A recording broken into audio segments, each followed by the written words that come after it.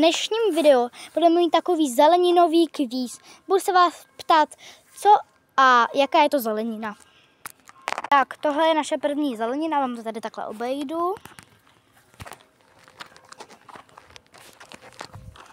A byla to mrkev. A tohle je podobně lehký, tam vidíte ty plody.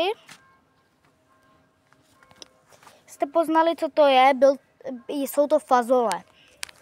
Trošku těžší, nevím, jestli to poznáte, tady vám to ukážu zblízka, protože to moc nejde vidět. To vypadá jako jablko. A tady.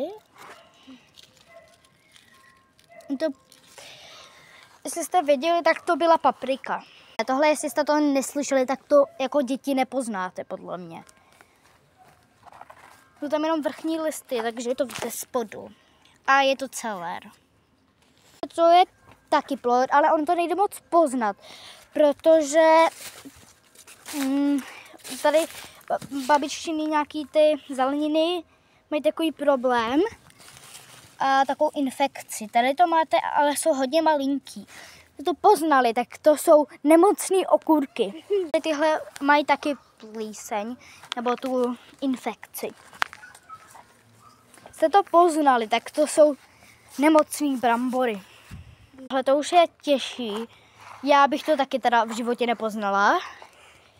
Tady to máte zblízka. A podle mě, když jste to viděli zblízka, tak jste už poznali, že je to brokolice. No jo.